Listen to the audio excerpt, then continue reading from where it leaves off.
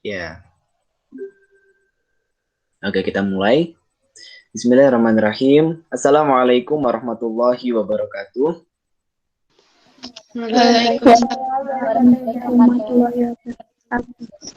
Alhamdulillah wa syukurillah, salatu wassalamu ala rasulillah. Selamat pagi dan salam sejahtera untuk kita semua.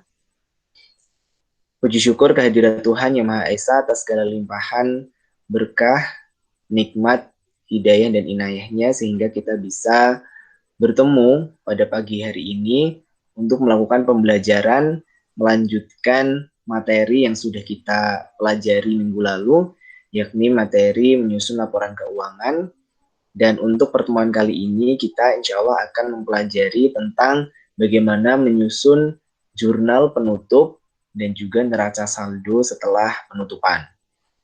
Nah, sebelum kita memulai pembelajaran kita pada pagi hari ini, marilah kita berdoa menurut keyakinan dan kepercayaan masing-masing. Berdoa saya persilakan.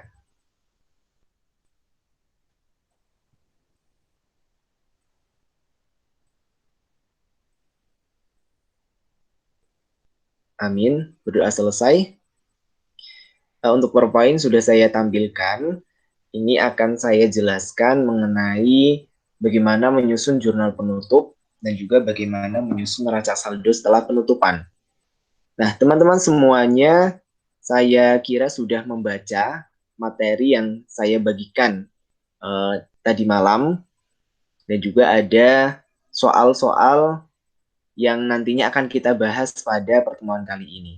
Nah, mungkin sebelum kita memasuki materi jurnal penutup dan neraca saldo setelah penutupan, ada dari teman-teman yang ingin menjelaskan terkait dengan kenapa kita di akhir periode harus membuat jurnal penutup. Ada yang bisa menjelaskan?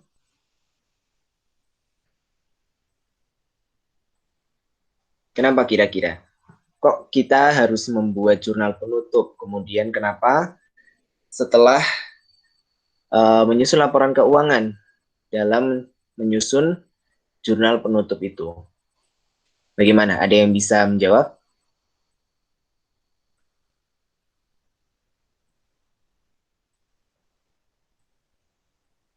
Halo?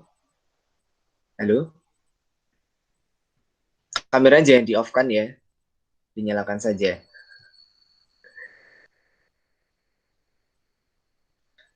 Oke. Kalau tidak ada yang bisa menjawab, akan saya jelaskan langsung saja ya.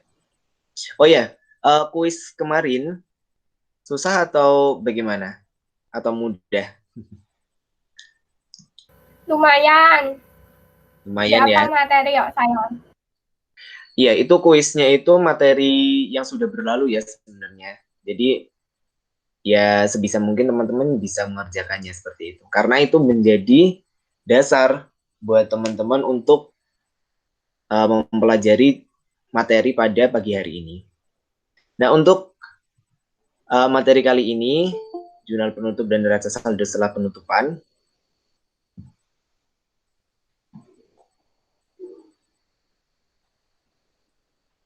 Ya. Oke, ada beberapa subtopik yang akan kita bahas. Di antaranya adalah pengertian jurnal penutup, tujuan dari jurnal penutup, langkah-langkah menyusun jurnal penutup, kemudian apa saja ayat-ayat jurnal penutup, posting, dan juga neraca saldo setelah penutupan. Jadi, penting sekali untuk kita membuat jurnal penutup setelah kita menyusun laporan keuangan, karena apa? Mungkin kita akan beranjak ke pengertiannya terlebih dahulu ya. Oke, jurnal penutup atau closing entries adalah jurnal untuk memindahkan saldo perkiraan sementara ke perkiraan tetap pada akhir periode akuntansi. Nah, maksudnya adalah jurnal penutup ini, teman-teman semuanya, sebentar. Jurnal penutup ini merupakan jurnal yang kita buat untuk memindahkan perkiraan sementara kepada perkiraan tetap. Perkiraan sementara itu apa saja? Perkiraan sementara itu adalah akun-akun nominal, yang diantaranya adalah pendapatan, kemudian beban, dan juga kita juga menutup saldo dari akun pembantu modal, yaitu Prive, yang mana dipindahkan kepada akun-akun tetap, yaitu modal. Seperti itu ya. Jadi jurnal penutup ini kita prinsipnya adalah memindahkan saldo dari perkiraan-perkiraan sementara atau akun-akun nominal kepada akun-akun real. Yang mana akun real yang kita gunakan dalam jurnal penutup ini adalah modal. Jadi kalau misalkan teman-teman kembali ke kelas 10 ya, kan teman-teman mengenal yang namanya persamaan dasar akuntansi atau PDA. Nah, persamaan dasar akuntansi ini adalah akun-akun yang sifatnya tetap, yaitu harta atau aset sama dengan kewajiban atau liabilitas ditambah dengan modal. Nah, kemudian ada rumus turunannya. Rumus turunannya apa? Ada yang bisa menjelaskan? Rumus turunan dari PDA?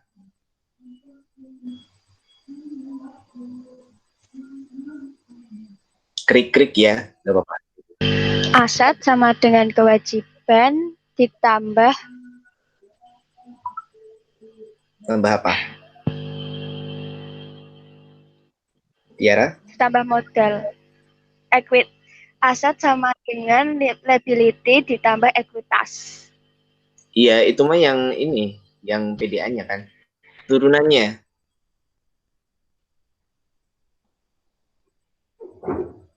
Jadi turunannya itu aset atau harta sama dengan liabilitas ditambah ekuitas, terus dalam kurung ditambah dalam kurung pendapatan dikurangi beban. Seperti itu bukan? Iya kan? Ya enggak? Halo?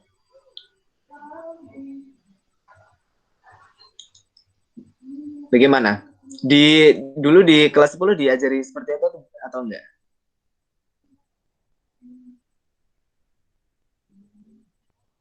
Ya Allah, krik-krik sekali. Oh iya. Iya. Dijawab ya kan, saya nanya. Jadi turunannya kan seperti itu dari PDA. Harta atau aset sama dengan liabilitas ditambah modal ditambah dalam kurung pendapatan kurangi beban. Nah, sama halnya di jurnal penutup ini, kita kembali pada memori masa lalu seperti itu di PDA, bahwa pendapatan dan juga beban ini sebenarnya merupakan bagian dari modal.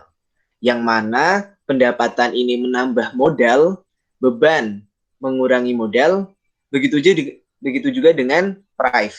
Karena Prive itu kita mengambil mengambil modal gitu, berarti Prive secara tidak langsung adalah mengurangi modal. Nah, maka dalam jurnal penutup ini harapannya kita bisa mengetahui ketika, kan ini jurnal penutup satu periode ya penutupannya. Selama satu periode, kemudian kita di akhir periode membuat jurnal penutup. Nah, harapannya dengan dibuatnya jurnal penutup ini, teman-teman bisa mengetahui antara laba atau rugi perusahaan pada periode ini dengan laba atau rugi perusahaan pada periode yang akan datang. Jadi seperti ini teman-teman. Ketika ditutup, secara otomatis beban ataupun pendapatan pada tahun berjalan, pada periode berjalan, dipindahkan pada modal. Maka di periode berikutnya, pada neraca saldo, akun-akun nominal seperti pendapatan dan beban, itu saldonya 0 atau tidak ada saldonya. Maka bisa dihitung ulang. Misalkan, gimana ya? Bisa dihitung ulang seperti itu. Pendapatan dan juga beban pada tahun tersebut. Karena di awal periode saldonya 0. Jadi bisa diketahui, misalkan, oh untuk pendapatan di tahun ini sebesar 24 juta. Dari mana? Dilihatnya dari neraca saldo setelah penyesuaian. Nah, kemudian setelah itu ditutup, maka di awal periode berikutnya saldonya 0. Maka bisa dihitung kembali pendapatan untuk tahun berikutnya. Jadi tidak tercampur antara pendapatan tahun ini dengan tahun berikutnya ataupun dengan tahun sebelumnya. Seperti itu. Jadi untuk tujuannya, ini bisa kita, nah tujuannya adalah memisahkan akun-akun nominal periode berjalan dengan periode yang akan datang. Seperti yang saya sudah jelaskan tadi, akun-akun nominal pendapatan beban ditutup supaya tidak bercampur nominalnya, saldonya dengan akun-akun pendapatan beban di periode yang akan datang. Kemudian tujuan yang kedua dalam penyusunan jurnal penutup adalah menyajikan neraca saldo awal periode setelah penutupan.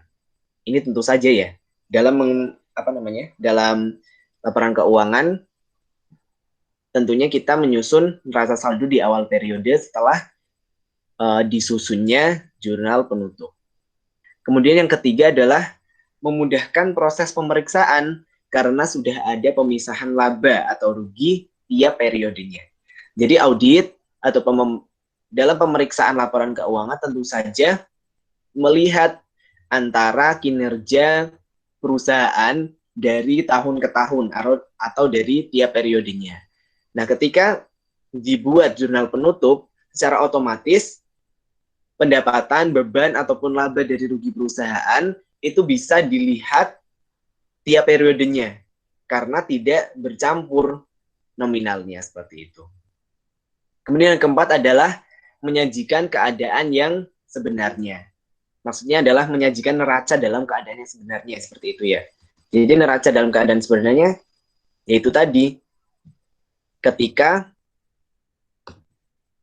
neraca tersebut berisi aset, liabilitas, dan juga modal sesuai dengan kenyataan atau keadaan nyata dari perusahaan terkait. Nah, sampai detik ini apakah ada yang mau ditanyakan sebelum kita lanjut ke materi yang selanjutnya? Bisa dipahami atau tidak? Untuk pengertian jurnal penutup dan juga tujuan kenapa harus disusun jurnal penutup. Bagaimana? Bisa, Pak. Oke. Kita lanjut pada subtopik yang selanjutnya. Langkah-langkah penyusunan jurnal penutup. Ini insya Allah akan cepat karena kita setelah ini akan latihan soal. Langkah-langkahnya yang pertama adalah perkiraan pendapatan. Sebentar ini saya mau nge-admit dulu. Bisa dibaca ya. Jadi,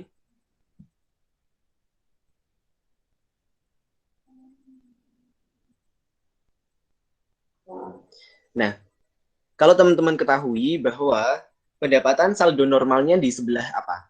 Debit atau kredit?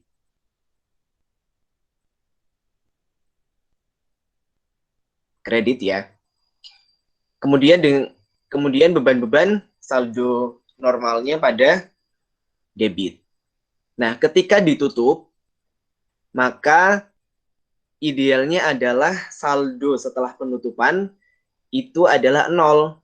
Maka penutupan perkiraan pendapatan, ini yang pertama ya, perkiraan pendapatan atau akun-akun pendapatan yang terdapat dalam kolom laba rugi kita debit supaya berpindah kemana? Ke ikhtisar laba rugi. Ke akun ikhtisar laba rugi. Jadi akun pendapatan yang saldo normalnya adalah kredit, kita debitkan supaya berpindah, kita debitkan sebesar apa? Sebesar jumlah yang terdapat dalam akun pendapatan tersebut. Misalkan jumlah total pendapatan adalah sekian. Maka yang dipindahkan juga sekian tersebut. Dipindahkan kemana? Dipindahkan kepada ikhtisar laba rugi. Jadi ikhtisar laba ruginya kita kredit, pendapatannya kita debit. Sebesar jumlah yang ada di akun pendapatan tersebut. Kemudian setelah kita mendebitkan pendapatan, langkah selanjutnya adalah mengkreditkan biaya-biaya. Karena biaya saldo normalnya ada di debit, maka kita kreditkan supaya biaya-biaya tersebut kita pindahkan ke akun ikhtisar laba rugi juga. Nah, sebenarnya akun ikhtisar laba rugi ini akun apa sih? Akun pembantu supaya kita bisa menghitung laba atau rugi dari perusahaan. Seperti itu ya. Nah, tadi biaya yang saldo normalnya debit kita kreditkan, kemudian debitnya adalah ikhtisar laba rugi. Nah, ketika teman-teman melihat ya, ketika sudah menjurnal tadi yang langkah 1, kita mendebitkan pendapatan, kemudian kita mengkreditkan biaya, maka akan dilihat di buku besar ikhtisar laba rugi akan terlihat apakah perusahaan mendapatkan laba atau justru memperoleh kerugian. Seperti itu. Nah, setelah teman-teman mengetahui jumlah laba atau jumlah rugi yang sebenarnya bisa kita lihat juga di laporan laba rugi seperti itu ya. Tapi mungkin lebih afdol lagi atau apabila teman-teman melihatnya di buku besar. Jumlahnya juga sama. Seperti itu.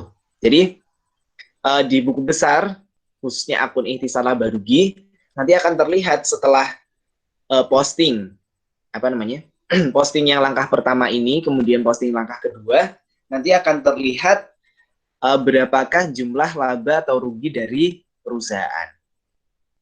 Nah, setelah itu, ini langkah yang ketiga, ini bisa dibalik ya, bisa laba atau ruginya dulu yang di jurnal atau prevennya dulu yang di jurnal. Tapi lebih bagus laba ruginya dulu sih. Jadi setelah kita mengetahui nominal laba ruginya, kita identifikasi dulu apakah itu rugi ataupun laba. Jika laba, ini otomatis akan menambah modal. Maka, karena menambah modal, berarti laba ini kan ada di sisi kredit ya. Maka, ikhtisar laba rugi kita debitkan ketika perusahaan mendapatkan laba. Ikhtisar laba rugi di debit, kreditnya apa? Kreditnya tadi, karena menambah modal. Laba menambah modal. Maka kreditnya adalah modal. Seperti itu. Ketika laba, ketika rugi, maka modalnya berkurang sehingga modalnya di debit. Modal debit, kreditnya apa? Akun yang tadi, ikhtisar laba rugi. Kemudian price sama, karena price mengurangi modal, maka price-nya modalnya di debit, price-nya di kredit. Nah, kurang lebih seperti ini.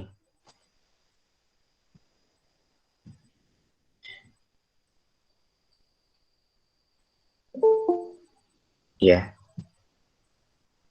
Kurang lebih untuk betul ya.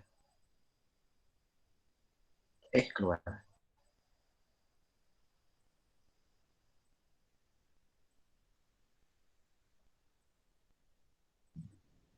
Sebentar.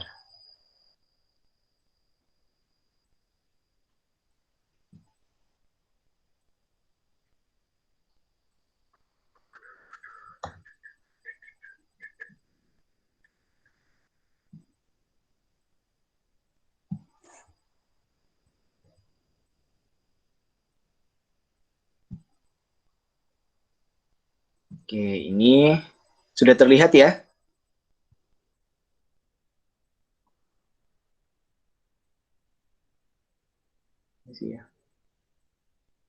Begini, sudah terlihat atau belum? Sudah, Pak. Sudah. Oke ya. Kameranya bisa dibuka. Jangan malu-malu. Ya, ini untuk contoh ayat jurnal penutup ya. Jadi memang ayat jurnal penutup ya secara umum seperti ini. Jadi teman-teman harapannya nanti bisa mengerjakan. Tadi yang sudah dijelaskan, yang pertama pendapatan jasa atau akun-akun pendapatan kita debit, kreditnya ikhtisar laba rugi. Ini kurang menjorok sebenarnya ya, tapi nggak apa. Kemudian akun beban kita kreditkan, debitnya ikhtisar laba rugi. Nah, akun ikhtisar laba rugi, ketika rugi maka modalnya kita debit, kreditnya ikhtisar laba rugi. Jika laba, ikhtisar laba ruginya kita debit, kreditnya modal. Kemudian prive, modalnya debit, kreditnya prive. Bagaimana? Apakah ada gambaran?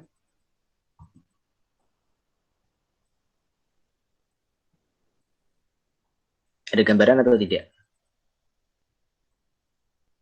Ada. Ada gambaran ya? Oke. Nah, setelah teman-teman menyusun jurnal penutup, kalau sudah selesai ya, tadi sudah menyusun sudah menutup akun pendapatan, sudah menutup akun beban, kemudian menutup akun ikhtisar laba rugi, dan juga menutup prive. Langkah selanjutnya apa? Langkah selanjutnya adalah teman-teman posting. Seperti biasa, posting ke buku besar. Karena namanya posting pasti ke buku besar ya. Nah, dari jurnal penutup ke buku besar, kita posting seperti biasa. Nah, pada buku besar, refnya itu diisi kode jurnal. Ya. Kalau kemarin saya melihat ada ketika yang mengerjakan studi kasus, itu ada yang buku besarnya dicentang semua. Jadi itu tidak benar ya. Jadi centang itu untuk saldo awal. Tapi untuk posting dari jurnal-jurnal, maka yang diisi pada kolom referensi adalah kode jurnalnya. Misalkan jurnal umum di pojok kanan atau pojok kiri itu biasanya ada kode jurnalnya JU misalkan. Jurnal penyesuaian JPN misalkan. Jurnal penutup JPT misalkan. Seperti itu. Jadi diisi di buku besar, referensinya misalkan tanggal 31 menutup akun pendapatan, referensinya dari jurnal penutup. Nominalnya berapa. Seperti itu ya. Itu untuk posting. Kemudian nanti kalau sudah posting di buku besar, referensinya di jurnal penutup jangan lupa diisi nomor akun dari akun yang terkait. Seperti itu ya. Saya rasa teman-teman semuanya sudah paham. Kemudian setelah melakukan posting, maka pada neraca saldo, maksud saya pada buku besar itu sudah nampak ya, sudah nampak saldo-saldo akhir dari masing-masing akun, baik akun real maupun akun-akun nominal. Nah, pada akun real biasanya idealnya itu masih ada saldonya. Kenapa? Karena tidak kita tutup. Karena pada jurnal penutupan kita hanya menutup 4 item atau 4 akun. Di antaranya adalah pendapatan, beban-beban, ini beban banyak ya, beban banyak biasanya. Kemudian prive dan juga menutup akun ikhtisar laba rugi. Yang mana akun ikhtisar laba rugi ini muncul ketika jurnal penutup saja. Seperti itu. Tapi untuk akun-akun yang lain seperti kas, yang mana aset ya, aset, liabilitas, dan juga modal, itu masih karena kita tidak menutupnya. Akun modal ini kita gunakan pada jurnal penutup hanya untuk memindahkan. Karena saldo-saldonya ada di pendapatan, itu dipindah ke modal. Saldo beban dipindah ke modal. Laba rugi juga, bukan ke modal ya, pendapatan ke ikhtisar laba rugi, beban ke ikhtisar laba rugi, dikalkulasi, kemudian dipindah ke modal. Yang mana sebenarnya hampir sama dengan PDA yang tadi.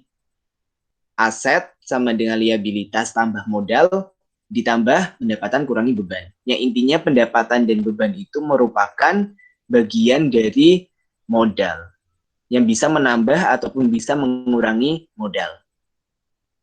Begitu juga dengan price kita tutup karena itu mempengaruhi modal. Karena price mengurangi modal. Begitu ya. Maka dalam menyusun neraca saldo setelah penutupan, itu kita melihat buku besar kembali saldo-saldonya. Kemudian kita taruh, kemudian kita buat, kemudian kita susun neraca saldo setelah penutupan.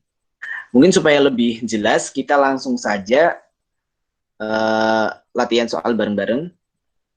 Ini soal yang saya buat di materi kemarin, itu soal yang teman-teman kerjakan ketika mengerjakan studi kasus.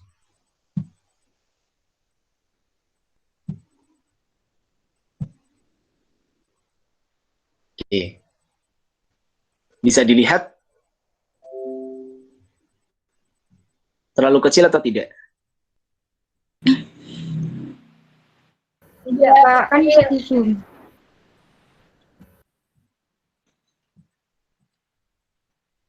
Oke, ini ya.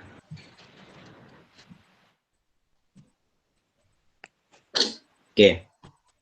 Neraca saldo setelah penyesuaian.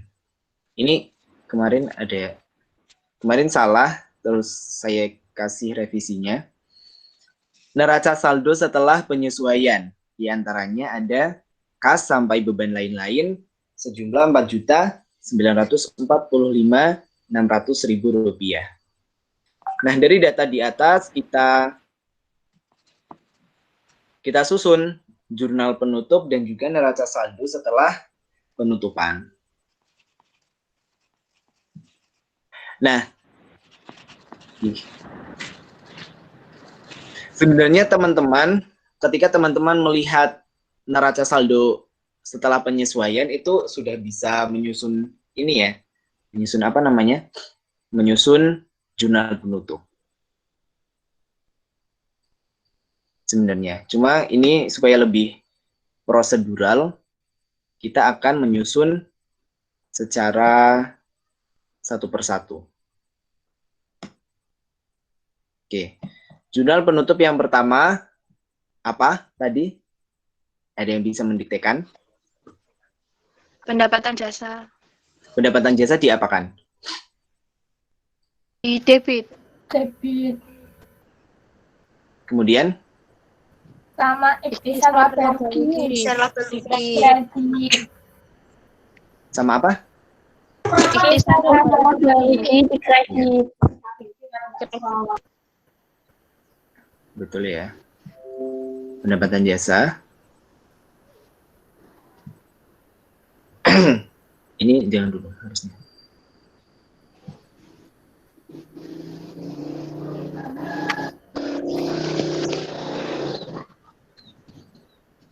Pendapatan jasa sebesar 2.479.500. Kemudian kreditnya ikhtisar laba rugi sebesar segitu. Kemudian kita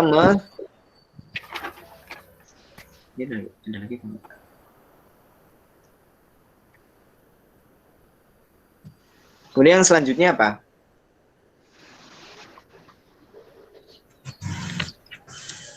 Bank. Ya, mengkreditkan beban-beban. Ikhtisar laba rugi, debit, kemudian kreditnya beban-beban. Kredit. Betul. Kemudian selanjutnya apa? Ini privat dulu apa itu dulu? Itu ikhtisar laba rugi sama modal. Ya. Kalau dari sini, kalau dari soal yang kemarin, laba atau rugi? Rugi. Hah? Rugi. Soal yang Laba. Laba kan ya? Ya, laba. Betul. ya, Laba. Jadi, ikhtisar laba ruginya kita debitkan. Debit. Betul. Kita debit. kreditnya modal. Karena menambah modal. Iya. Nah, terus yang terakhir adalah Modal Modal price. sama price. betul, mengkreditkan price. Nah, sudah ya. Kita sudah menyusun jurnal penutup. Dari menutup pendapatan, ini berarti pendapatan yang ditutup. Kemudian menutup beban, Beban. menutup ikhtisarat berugi, sama menutup price. Itu ya. Nah, setelah ini kita apakan?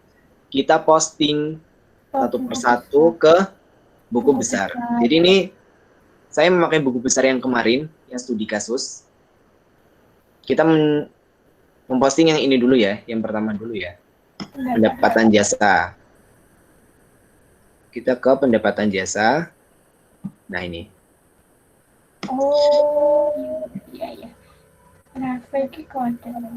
Ini yang kemarin ya. Yang kemarin yang sudah ada jurnal umumnya, jurnal penyesuaian juga. Ini kita posting jurnal penutup. Nah, karena di sini saldo kredit 247.900, kita tutup, naruhnya di debit. Kan di sini juga debitnya ya. Ini kan juga debit. Maka di pendapatan jasa juga ditaruh debit. Ini dikurangi ini sama dengan 0. Jadi kemarin juga ada yang beberapa yang salah ketika menggunakan format buku besar yang seperti ini. Jadi teman-teman, ini saldo normal. Jadi akan berubah seiring transaksi yang terjadi. Misalkan ini saldo awal kan langsung ke sini ya. Saldo awalnya di kredit. Ketika ketambahan kredit maka bertambah. Ada kredit lagi tambah lagi. Ada kredit lagi tambah lagi. Ada debit baru berkurang. Seperti itu ya. Kemudian kita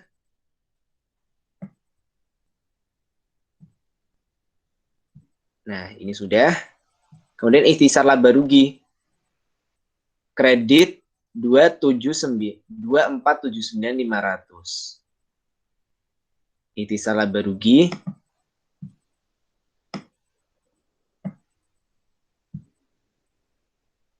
Nah, kredit 247.500. Ini nolnya saya kurangi 3 ya. Supaya muat. Ini masih memperhatikan kan ya? Masih. Ya. Yeah. Soalnya saya buka Word jadi nggak lihat wajah-wajah kalian. Oke, ini kita posting ikhtisar laba rugi untuk kredit 247.500.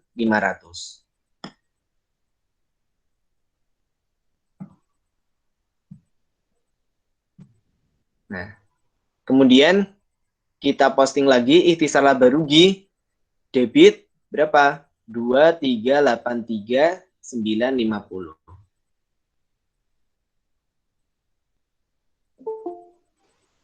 Ikhtisar laba rugi.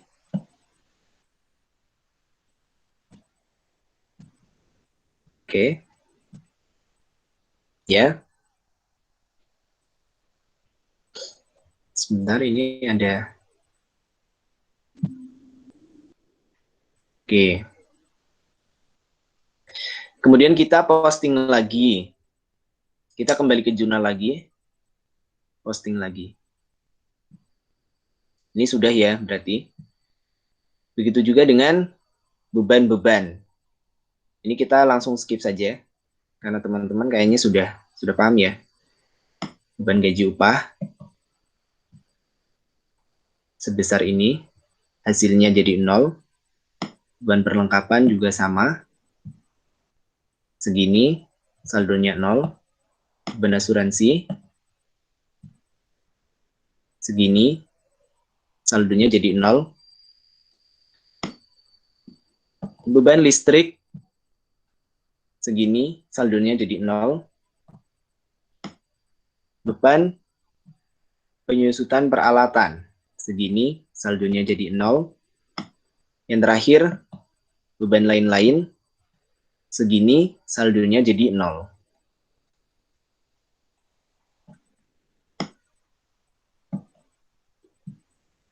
Nah, kalau sudah diposting, kemudian sini diisi nomor akunnya. Kemudian, ikhtisar laba rugi, kita posting lagi ke akun ikhtisar laba rugi. Ini yang terakhir ya. Nah, ini salah ketik. Oke. 95.550 saldonya jadi 0. Ikhtisar laba rugi. Begitu juga dengan astagfirullah. Begitu juga dengan modal kredit, modal. Nah, modal kredit memang pusing ya, ini bolak-balik dari jurnal penutup ke buku besar. Tapi memang kalau siklus itu seperti itu ya, apalagi pakai yang manual, buku gitu ya. Teman-teman di semester ini dapat buku kerja gitu? Maksudnya lembar kerja gitu atau tidak? Untuk praktikum akuntansi? Enggak. Enggak ya? Tidak. Iya.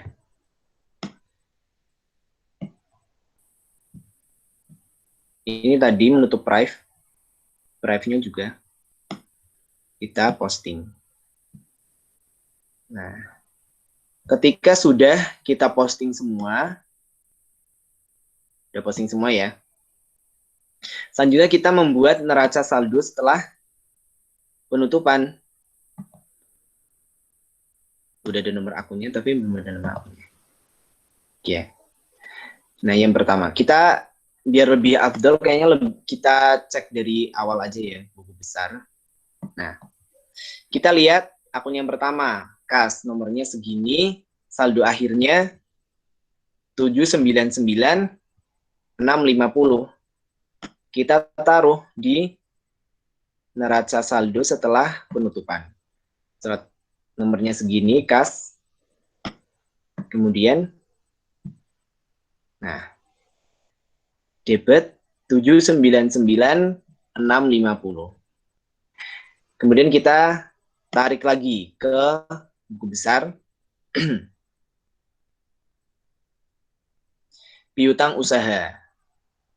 Piutang usaha ada berapa? Debit 63.500. Saldonya ya.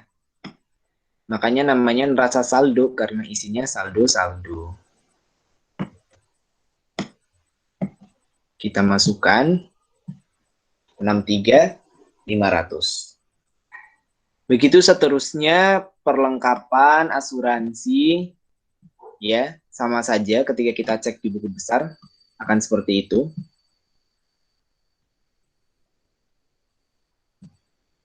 Pendapatan diterima di muka karena termasuk liabilitas. Jadi di sini juga sama ya. Kas, piutang, perlengkapan, asuransi dibayar di muka, peralatan, akumulasi penyusutan peralatan, utang usaha,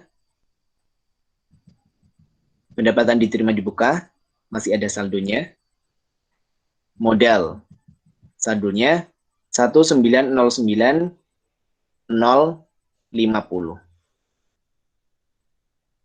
Nah, kemudian ketika kemarin ada yang bertanya, loh Pak, akun pendapatan, akun Privo kemana? Saldonya 0. Ya. Privo saldonya 0. Kemudian ikhtisar laba rugi juga 0. Karena tadi hanya lewat saja ya di jurnal penutup. Pendapatan jasa juga 0. Beban-beban juga 0. 0. 0. Nah, makanya di jurnal penutup Maksud saya di neraca saldo setelah penutupan itu tidak ada akun-akun nominal karena sudah ditutup. Nah, pembuatan neraca saldo setelah penutupan ini bertujuan untuk menguji apakah setelah dibuat jurnal penutupan itu neracanya masih balance atau tidak. Jadi untuk menguji apakah masih balance atau tidak setelah disusun neraca, disusun jurnal penutup. Nah, ketika kita jumlahkan hasilnya balance, berarti sudah benar. Ya. Bagaimana, apakah ada yang mau ditanyakan?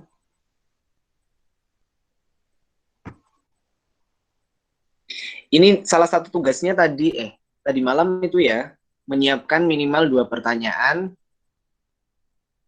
untuk ditanyakan ketika sesi tanya jawab. Nah, sekarang sudah mulai sesi tanya jawab, silahkan. Dari penjelasan saya tadi, apakah ada yang belum dipahami? Atau memerlukan penjelasan? Silahkan bertanya saja, tidak apa-apa.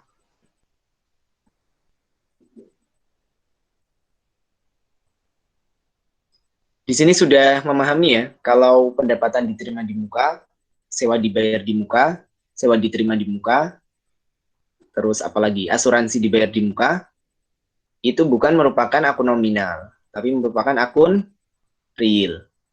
Ya, sudah bisa memahami atau belum? Kenapa masuk ke akun real? Lah yang kayak gitu saya nggak mudeng. Oh, nggak mudeng. Bisa dijelasin ya, Pak? Oke. Makanya. Untuk yang ini ya, kenapa asuransi dibayar di muka, pendapatan diterima di muka, sewa dibayar di muka, itu bukan akun nominal. Kenapa? Karena logikanya seperti ini. Salah satunya saya ambil contoh asuransi dibayar di muka ya. Asuransi dibayar di muka. Berarti yang membayar siapa? Kita. Perusahaan ya. Ya. Ya, kita sebagai perusahaan, mudahnya kita sebagai perusahaan, kita membayar asuransi. Karena namanya asuransi dibayar di muka. Artinya kita membayar di muka untuk asuransi, karena biasanya asuransi dibayar di muka ini kita membayar untuk asuransi yang lebih dari 1 kali, misalkan lebih dari 1 bulan, karena biasanya asuransi kan hitungannya bulannya atau hitungannya periode. Nah, maka asuransi dibayar di muka ini kita anggap sebagai piutang. Kenapa piutang?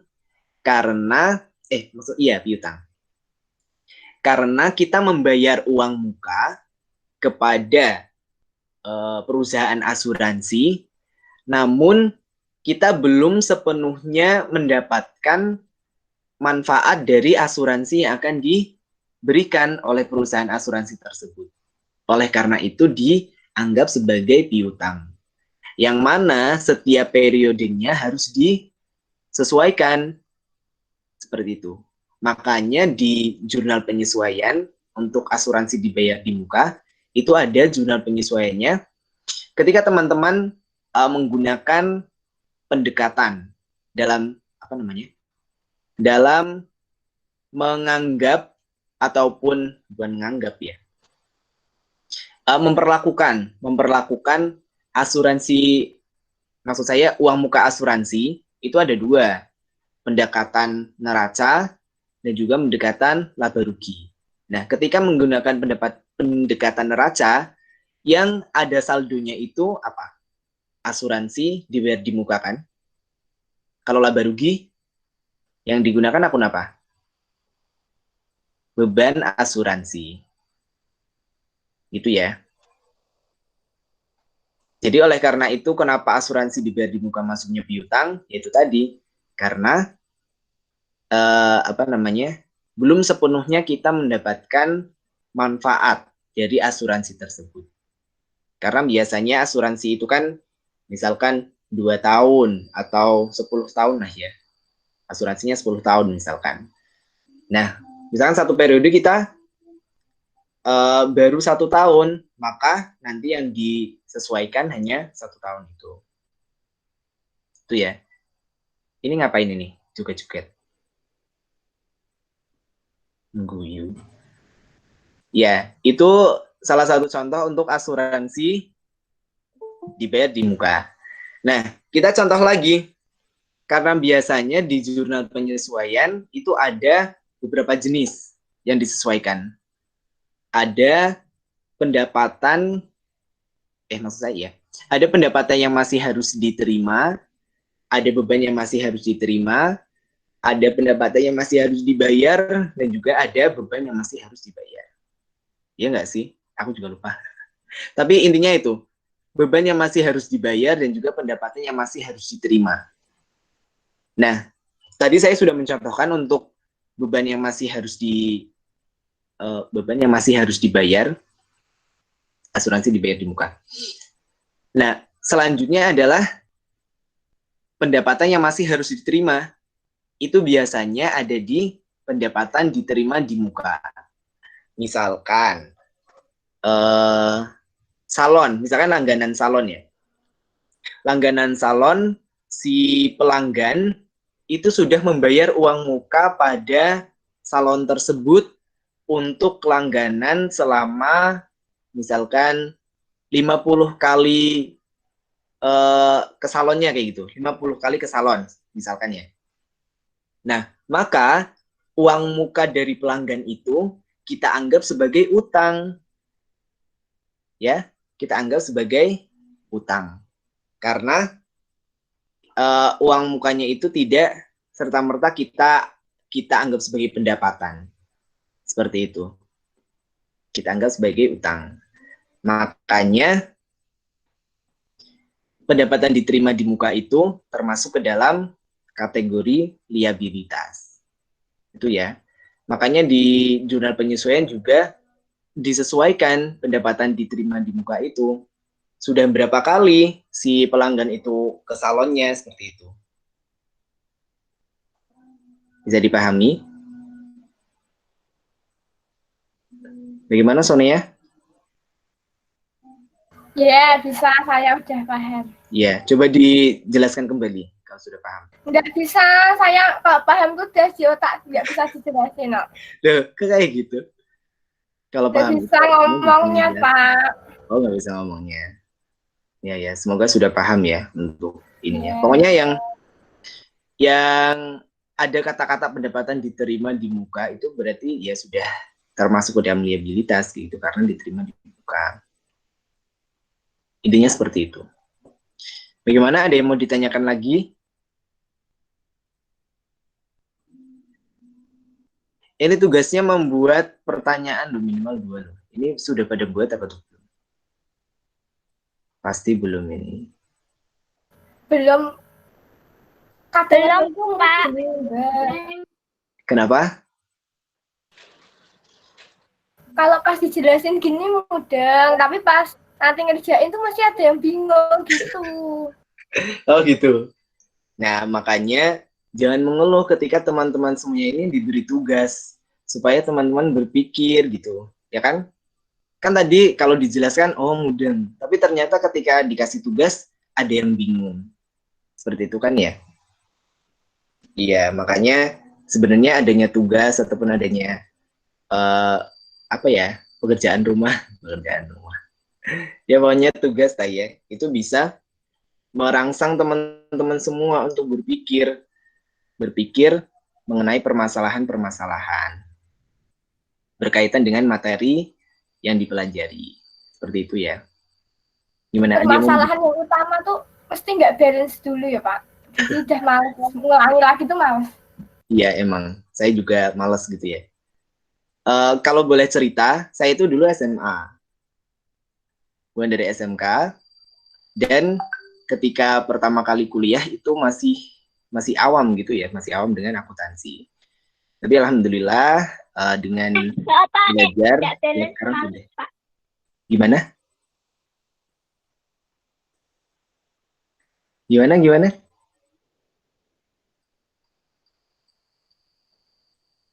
Iya, dulu saya SMA jurusan IPA, kemudian saya kuliah di pendidikan akuntansi.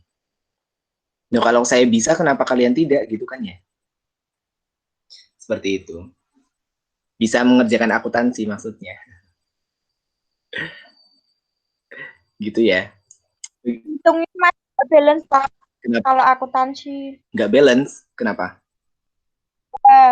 Sering nggak balance, dia nggak bisa ngitungnya apa, nggak tahu pokoknya kebanyakan nggak balance itu. Kalau nggak balance itu biasanya kita telusuri dulu kesalahannya sebenarnya dari mana sih. Misalkan akun yang nggak balance, kita cari selisihnya. Kalau biasanya saya begitu.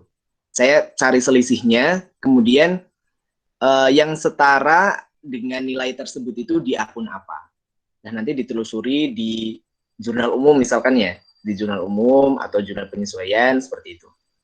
Karena balance pun belum tentu benar. Nah itu Pak, harusnya tuh gimana? Balance salah, nggak balance juga salah. Nah itu harus gimana? Maksudnya gini. Kalkulatornya salah gitu. Nama aku masih salah-salah tuh. Ya, jadi biasanya gini. Kan balance belum tentu benar ya. Tapi kalau misalkan benar udah pasti balance gitu loh. Ya iyalah, kan benar otomatis balance. Nah, kenapa balance belum tentu benar? Karena bisa jadi ketika kita menginput transaksi di jurnal umum, nominalnya salah. Ketika nominalnya salah, tapi jurnalnya benar, kan balance ya. Kalau jurnalnya benar, itu balance. Tapi kalau nominalnya salah, balance tapi tidak benar itu namanya. Karena kalau misalkan di jurnal umum nominalnya sudah salah, di posting ke buku besar, kemudian dimasukkan ke neraca saldo, maka juga akan salah nilainya, meskipun balance. Itu. Jadi, ketelitian, ketepatan itu juga penting dalam mengerjakan siklus akuntansi.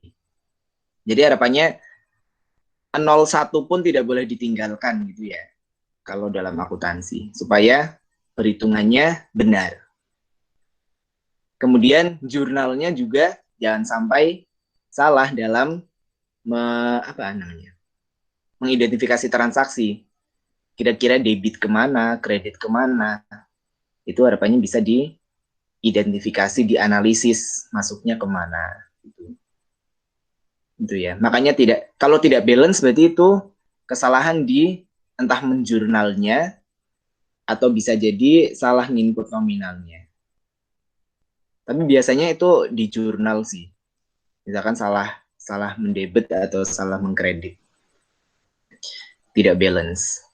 Tapi sering tidak balance kok ketika mengerjakan siklus. Iya sering, terus bingung auditnya tuh audit Pak sering Pak. Tapi ketika sudah dikoreksi, nemunya di mana biasanya? Ternyata kalau saya nemunya kalkulator yang salah ngitung. Nemunya sama aja itu Pak, nggak balance. Masa nggak balance? Nggak tahu lagi apa. Ya Pak, kalau misalnya ada kan, misalnya gini Pak, jurnalnya tuh udah balance. Iya. Gimana Son, kok macet?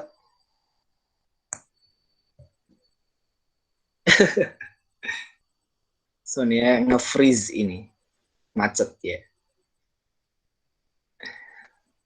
Gimana, mungkin yang lain ada yang mau bertanya? Udah jam 9 lebih ya. Sambil nunggu Sonia ini. Iya teman-teman. Jadi saya berencana untuk membuat kelompok di AKL 1 ya. Di semuanya sih, di semua kelas gitu. Nah, harapannya nanti ini teman-teman semuanya ketika sudah dibentuk kelompok, nanti bisa belajar secara berkelompok untuk mempelajari kembali siklus akuntansi. Karena nanti di akhir pertemuan kan ada ulangan harian ataupun nanti ada latihan soal. Jadi harapannya teman-teman semua ini bisa mengerjakan praktikum akuntansi perusahaan jasa. Setelah ulangan harian, teman-teman sudah paham betul mengenai akuntansi perusahaan jasa. Bagaimana? Apakah tidak ada yang ingin bertanya lagi?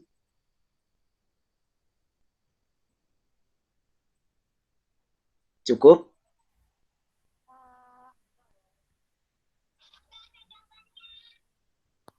Ya, silahkan bisa open kamera. Kita foto bersama terlebih dahulu sebelum kita tutup.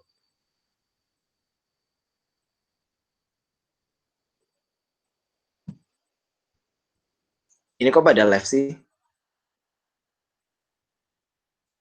Soalnya mau nanya malah ini sinyalnya. Oke.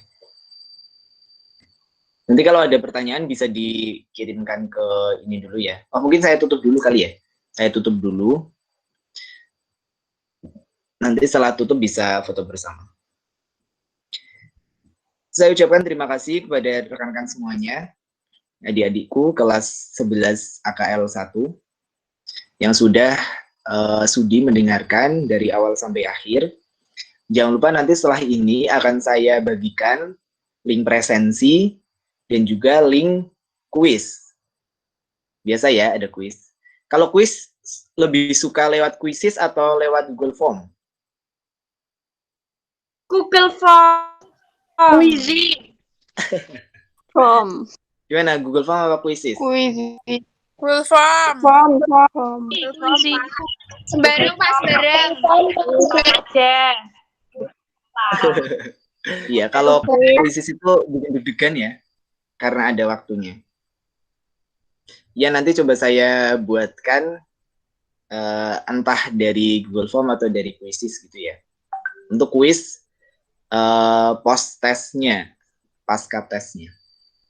Oke, mungkin sebelum kita akhiri, mari kita tutup pembelajaran kita pada pagi hari ini dengan membaca doa. Dengan berdoa menurut keyakinan dan kepercayaan masing-masing. Berdoa, saya persilakan.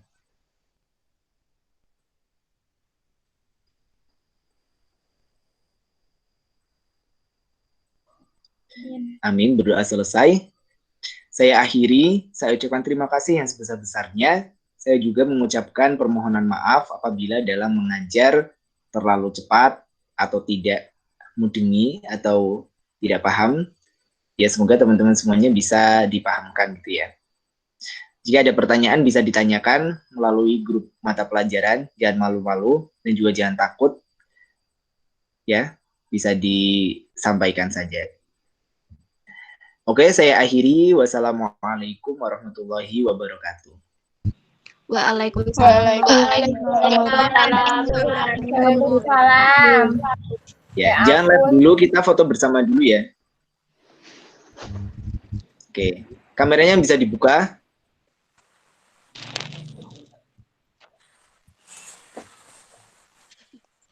Kameranya dibuka dulu. Kalau foto mah ini kameranya buka semua ya.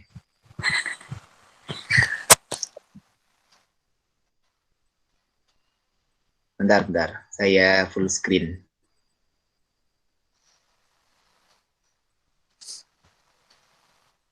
Oke, udah siap?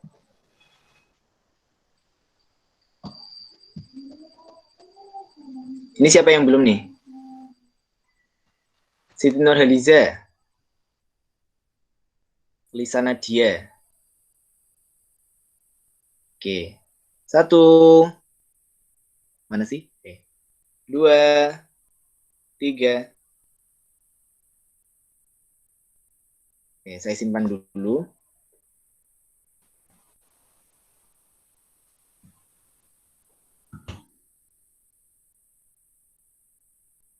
Satu lagi. Ini Lisa Nadia Sari nggak mau ikutan foto? Nggak sepertinya ya. Oke. 1, 2, 3. Oke. Terima kasih. Silakan bisa keluar ke habitatnya masing-masing. Terima kasih. Terima kasih. Terima kasih, Pak. Ya, sama-sama. Terima kasih, Pak. Terima Makasih, kasih. Pak. Tias. Ikadillah. Terima kasih, Pak. Oh iya, Sonia, nanti saya komunikasikan untuk kelompoknya ya. Ya. Iya, Pak. Siap. Gak apa-apa. Tias kok. Sonea, Tile. Tahu cepet Pak, banget dance nih, Pak. Ayo. Apa? Nge-dance teh ya? Cepet dari Pak Culo ya. Se. Tapi sama bapaknya tak tahu iki. Bisa. Anu bapaknya Sana. Maka Live. Let's do it. Salah ya. Salah, Pak. Ya, Mas. Apa? Sonea. kenapa sih? Apa? Sonea kita. Mbok nih. Sonea. Jangan bisa ya. Nyala ke kami. Salah iki lho ket mau ngedance terus. Assalamualaikum. Sonea lo dia dari Sonea. Anak Falah kan guyung-guyung. Ini mau ngapain sih? Ya. Mau pada ngapain? Enggak apa. Udah di recordnya belum di stop.